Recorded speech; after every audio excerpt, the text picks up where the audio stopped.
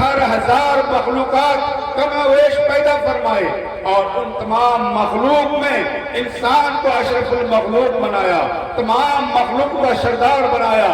मेरे भाई, उसके बावजूद हमारा हाल ये है कि आप जिंदगी के जिस गोशे में जाएं, जिंदगी के जिस तरीके पे जाएं, हमारा कोई तरीका कामयाब अस्सलामु अलैकुम व रहमतुल्लाहि व बरकातुहू।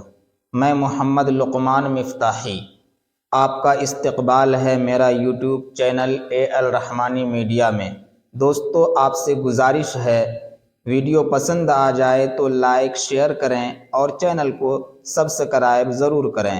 शुक्रिया, जज़ाकल्लाहु खैरा। अक्सर वक्त गुजर चुका है और आप मुख्तलिफ मौज़ूआत पर उलमाए किराम से खिताब सुन चुके हैं और सुन रहे हैं। आज हर शख्स ये बोलता है, हर शख्स की ज़बान पर ये बात चढ़ी हुई है कि आज हम हालात में घिरे हुए हैं, आज हम चार जानिब से परेशान हैं, मुसीबत में गिरफ्तार हैं और हमारे समाज और मुआशरे में जो तबाही और बर्बादी है, इसका कोई मुदावा नहीं है। ये सबके ज़बान पे सुनेंगे, लेकिन अगर हर एक इंसान अपने दामन को झांक कर देखे और अपने गिरेबान को झांके कि ये ज़बान से बोलने से, इस बोल के बोलने से ये जिम्मेदारी हमसे और आपसे अदा नहीं होती। आज सबसे बड़ा मसला ये है कि हम में से हर एक की नज़र दूसरों पर है। हम और आप दूसरे के खूबियों को देखकर कभी जलते हैं और कभी दूसरे को अयूब पर कीचड़ उछालते हैं, लेकिन कभी हमने अपने दामन और गिरेबान को नहीं झांका। सबसे बड़ा मसला जो हमारे और आपके लिए है वो यही है कि हम और आप दूसरे के अयूब पर पर्दा डालने के बजाय दूसरे के अयूब को उजागर करते हैं और उस पर कीचड़ उछालने की कोशिश करते हैं। अगर खुदा ना खास्ता समाज और मुआशरे में अल्लाह ने किसी को नेक बनाया है और दीन की समझ दी है, दीन पर अमल पैरा होने का सबक दिया है, तो मेरे भाई उसको हर कहार जानिब से घेरने की कोशिश करते हैं और हम और आप उसको, उसका तमस्कुर और उसका मजाक उड़ाते हैं। हमारे और आपके लिए ये बहुत बड़ा अलमिया है और बहुत बड़ा हादसा है। मेरे भाइयों, हम जिस समाज और मुआशरे में जिंदगी गुजारते हैं, इस्लाह मुआशरे के नाम से मुख्तलिफ उन्वानात पर तकरीरें होती है। इस्लाह मुआशरा के नाम से हमें और आपको बातें समझाई जाती हैं, लेकिन मुआशरा दुरुस्त नहीं होता। मुआशरा वो मुआशरा नहीं बनता जिस मुआशरे को आक़ाए नामदार अलैहिस्सलातु वस्सलाम ने आज से 1450 साल पहले हमें दिया था। वो समाज और मुआशरा हमने इस्लामी तहजीब, इस्लामी कल्चर को, इस्लामी समाज को जगह नहीं दिया है। हमने सारी चीजें अपने समाज और मुआशरे में ऐसी चीजों को दाखिल किया है जिसकी इस्लाम में गुंजाइश नहीं है, जिसकी इस्लाम इजाजत नहीं देती। हालात ये हैं कि आज हम हर जानिब से बीमार हैं और बीमारी का इलाज हम तलाश करना चाहते नहीं, और अगर इलाज बतलाया भी जाए तो मेरे भाइयों उसको हम ठुकरा देते हैं और जलसा जुलूस में जाकर, तबलीग में जाकर हम कुछ सीखने की कोशिश भी करते हैं, लेकिन अमल करने की कोशिश नहीं करते।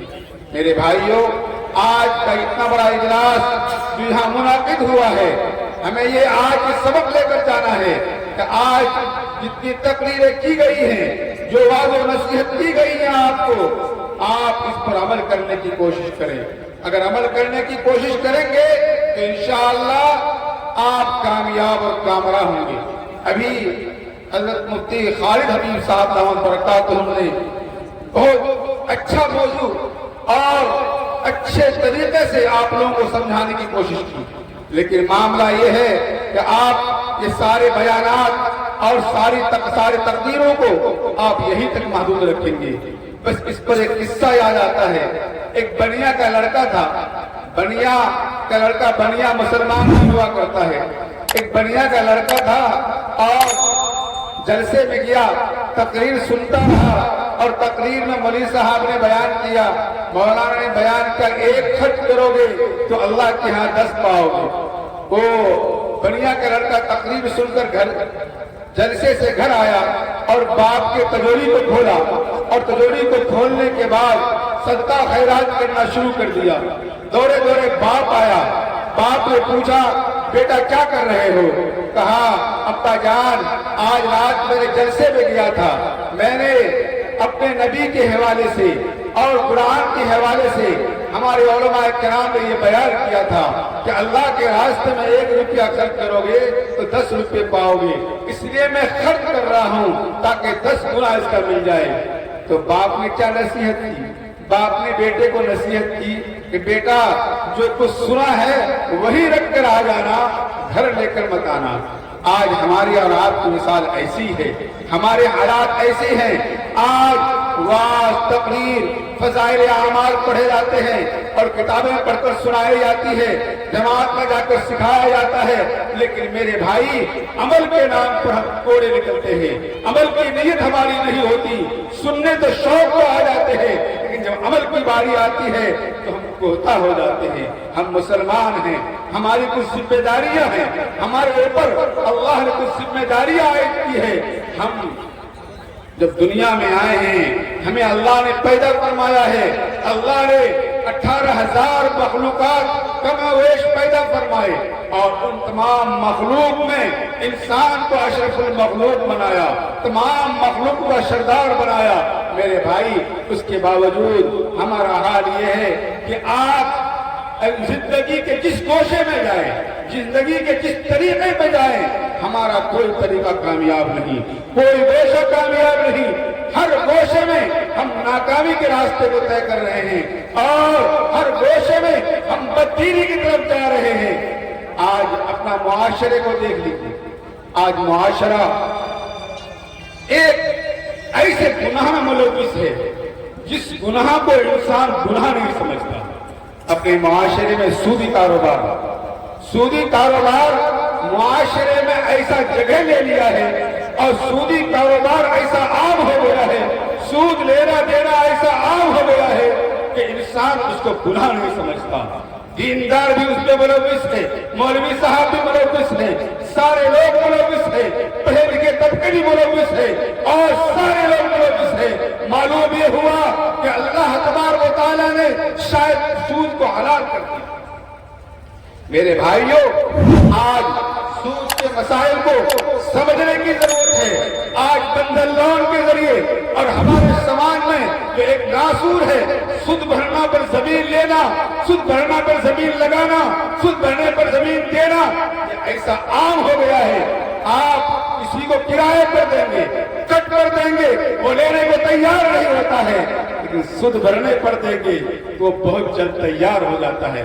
میرے بھائی جب کسی سماج کو تباہ ہونا ہوتا ہے، کسی اسلامی معاشرے کو تباہ و بربادی کے دہانے پر جانا ہوتا ہے، تو ان کے لیے گناہ کرنا آسان ہو جاتا ہے۔ اور ایک چیز یاد رکھیے، جس گناہ کو انسان گناہ نہ سمجھے، جس غلطی کو انسان غلط نہ سمجھے، تو پھر اس کو توبہ کی توفیق نہیں ہوتی ہے۔